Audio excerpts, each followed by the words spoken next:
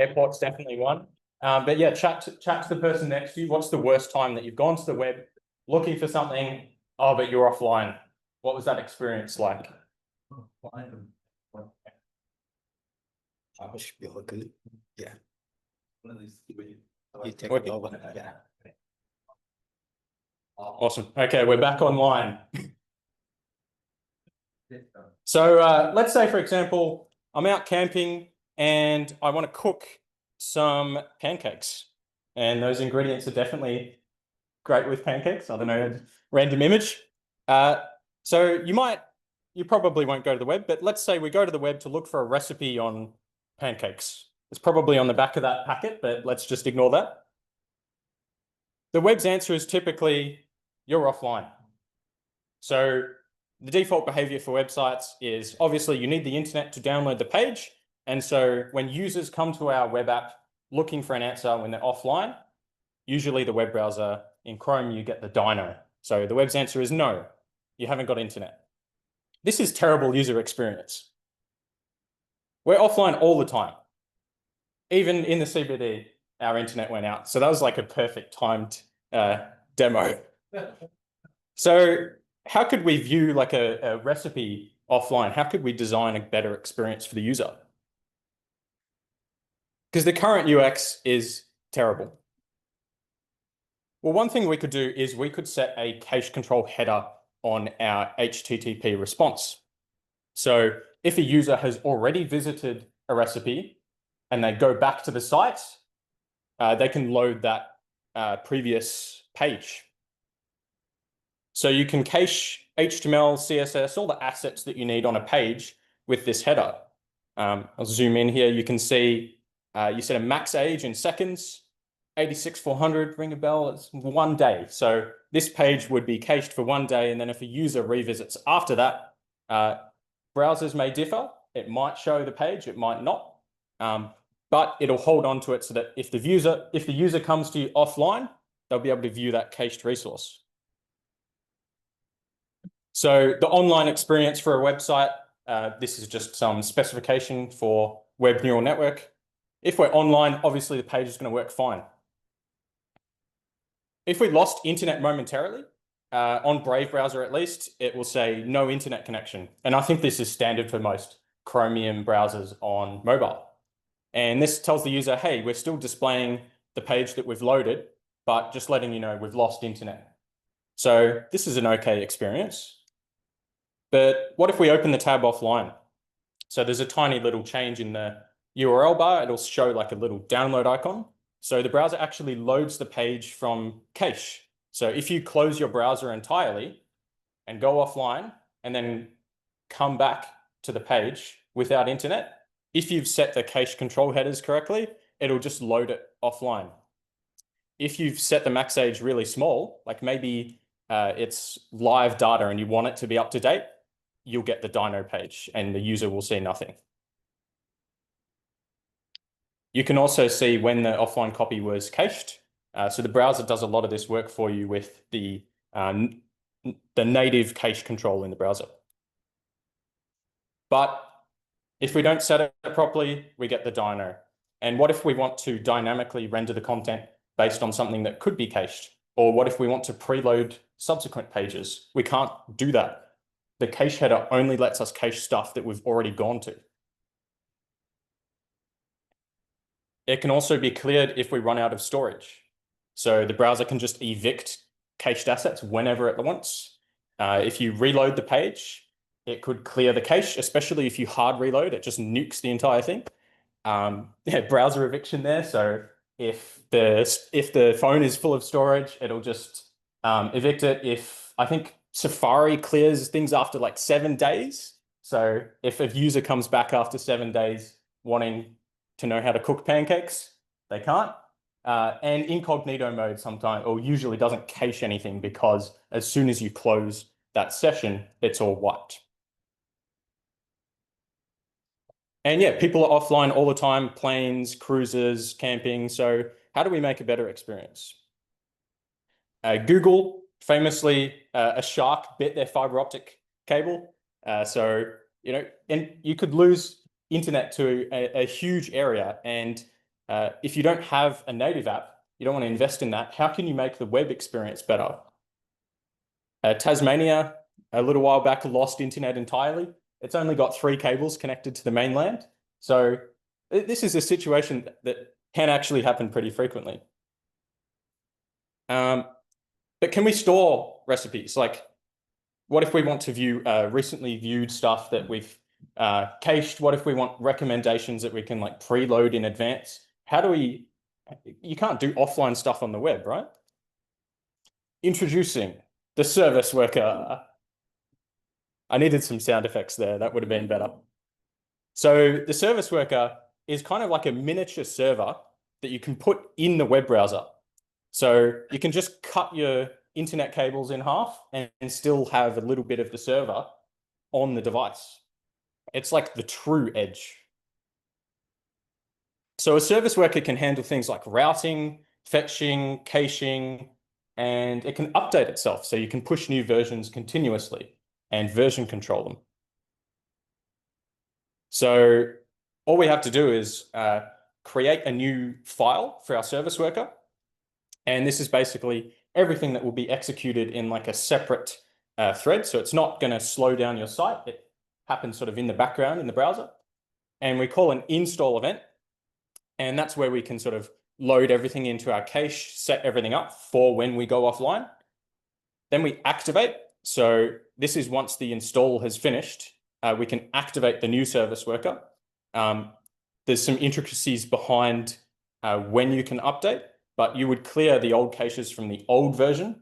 And this is how you seamlessly transition between updates of your application.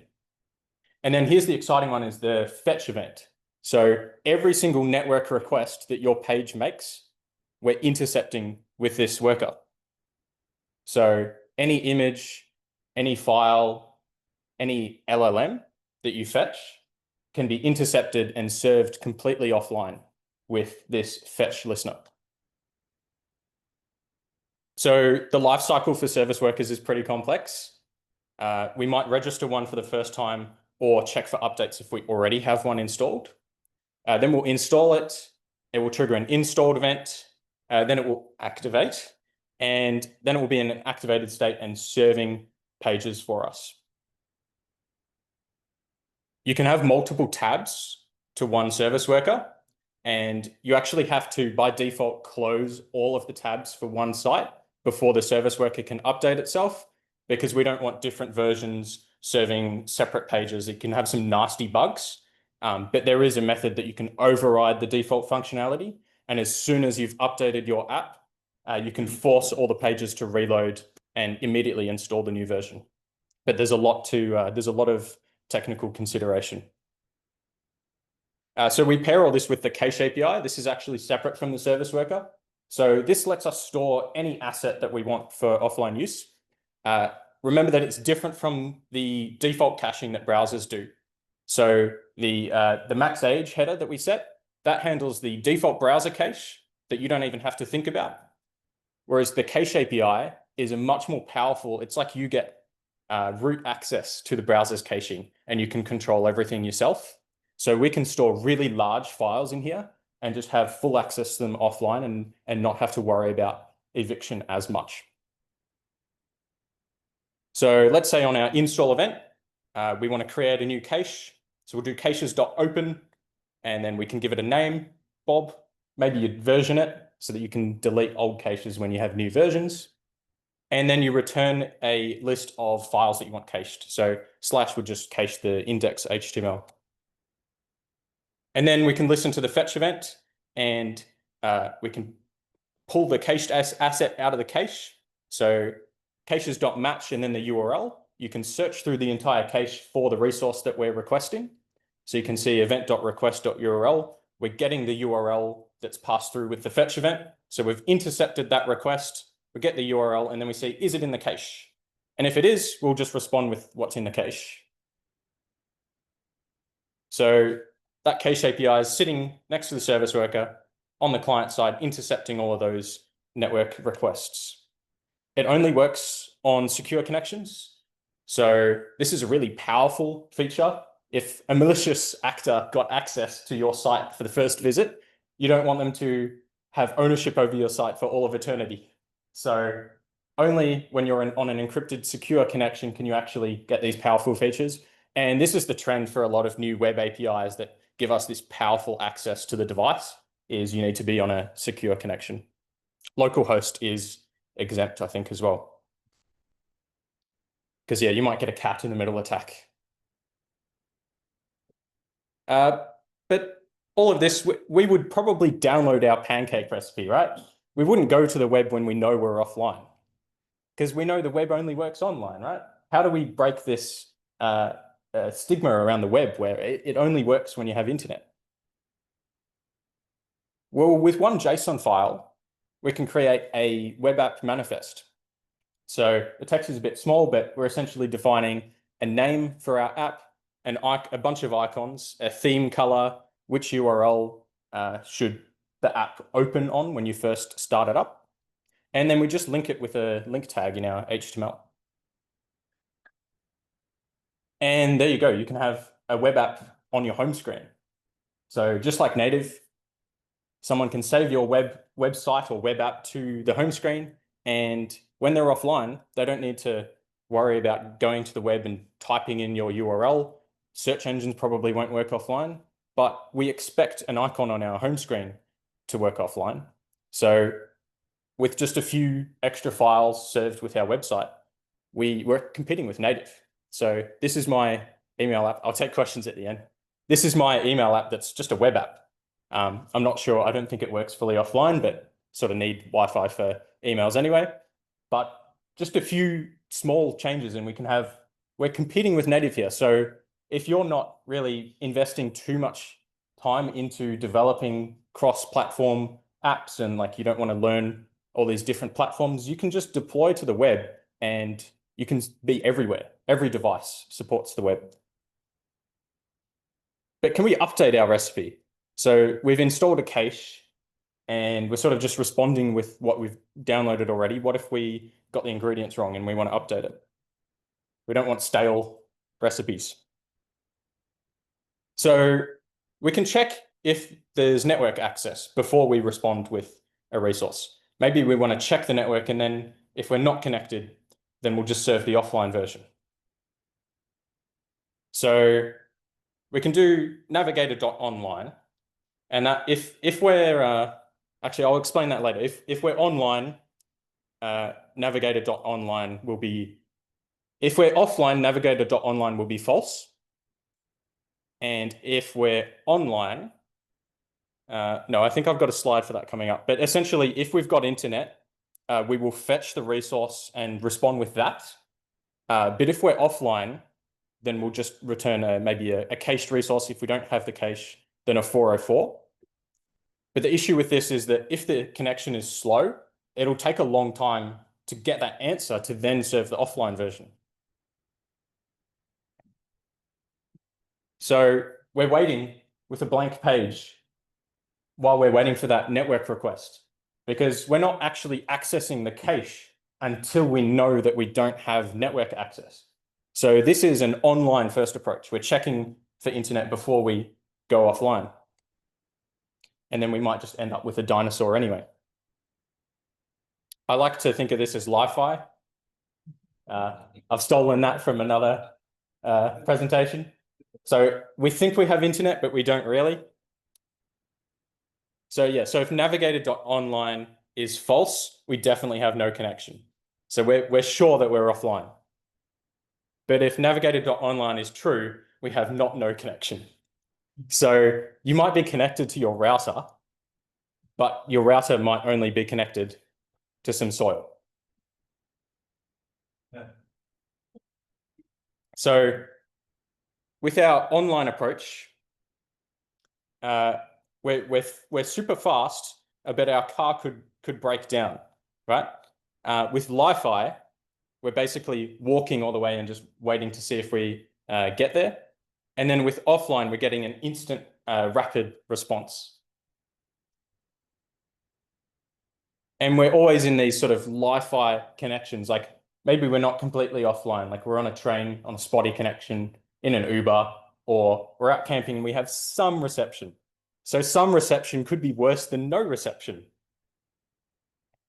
So on the web, can I please have the files?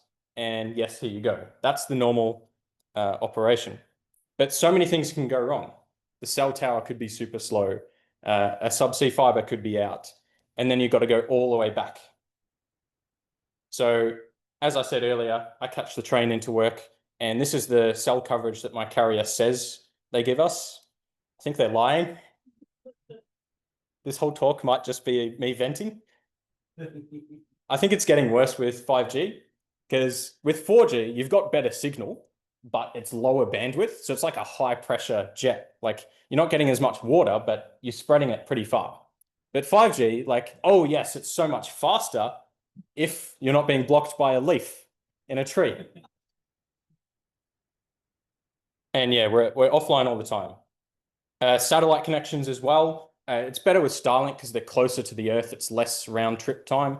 But if someone's on a geostationary satellite, which is like way further out, that's a really slow internet connection. And a lot of people are still on that. There's some NBN connections that still actually use that. But you might be thinking, what if my users are always on a fast wired connection? Why do I care about caching everything? It seems like a lot of work. Well, even if you have a perfect internet connection, websites actually, when they start up, you spin up a TCP connection.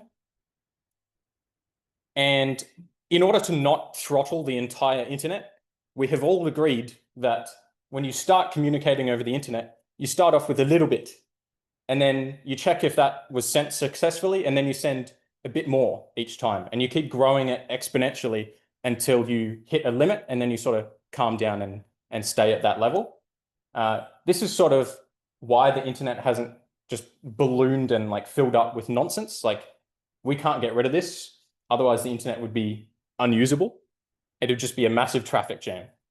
And so on websites, when you first visit, the first 14 kilobytes are extremely important.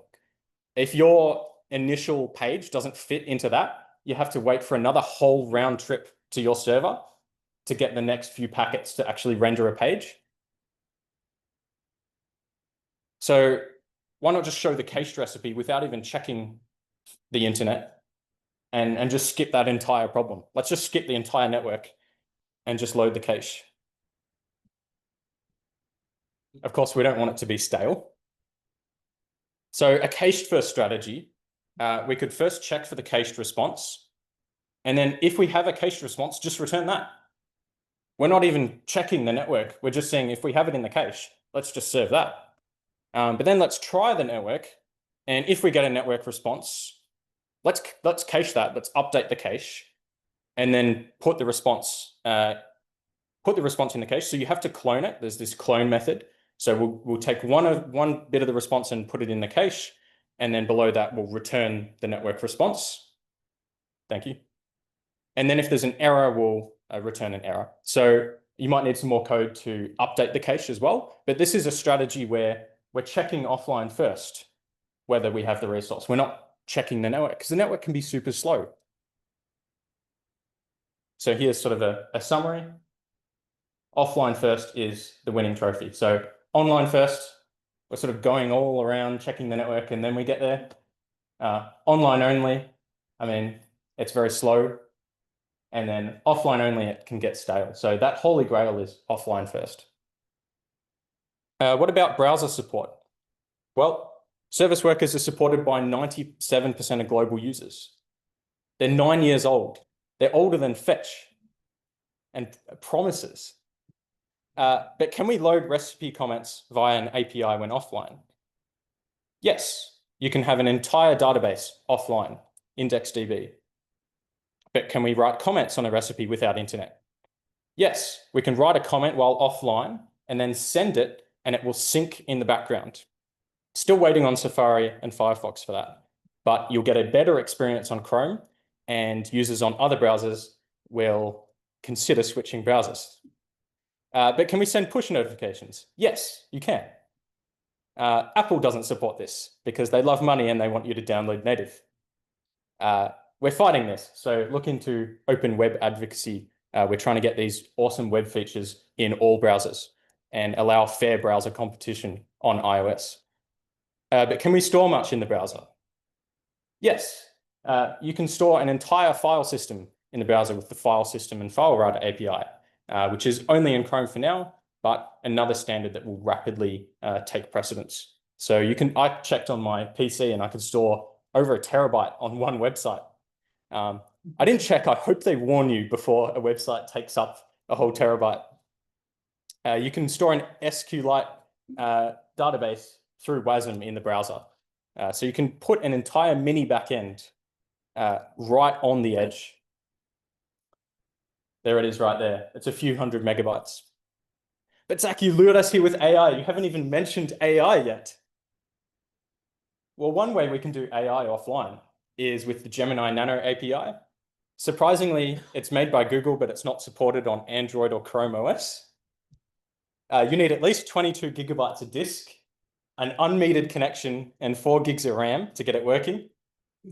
It's got a pretty basic API. I'll rush through this. You can check the loading state, set the temperature, but not everyone has Chrome, so that's not really that interesting. We want to work on every browser. This is where you can use a library like WebLLM, and this runs off of WebGPU, which is supported by every major browser, but we're still waiting on Safari and Firefox to release it to everyone. You have to go into the developer settings and set a flag to sort of play around, but this is coming real soon. But what if my device has an AI chip? I don't want to be running on the GPU. Well, there's a new specification, web neural network. It's blocked off at the top there a bit. This is a great bedtime reading. You can look at all the use cases for AI in the browser. And this works entirely offline, and it will support all the new AI chips in phones and laptops. It's currently behind a flag in Chromium, so you can play around today. Yeah, so you have to enable a flag to start playing around with it. It's pretty easy. Just click a button. And this lets us do things like transform images, suppress noise. Like if you have a video conferencing app, you could reduce noise before sending it over the network, all sorts of awesome things. But why offline web? Why not just make a native app? So with web, we have one app that works everywhere. We don't have to worry about cross-platform. We don't have to make too many compromises. We're not recreating the same thing multiple times. It's just one app that works everywhere. The web is everywhere. We have zero load time because we're loading things straight from cache. We don't have the issues of the network and latency. We don't have gatekeepers. This is a major one. We don't have Google or Apple telling us what we can and can't publish. The web is open. The web is for everybody. So if you make a web app, it will work everywhere and no one can stop you.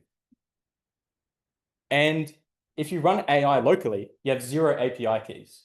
You can just run inside the browser locally with the user's device and not pay for any cloud processing. And zero data leaks. You get the privacy benefit of being local and never going to the network for things that are really private. And you can run all sorts of cool AI experiments without ever going to the internet.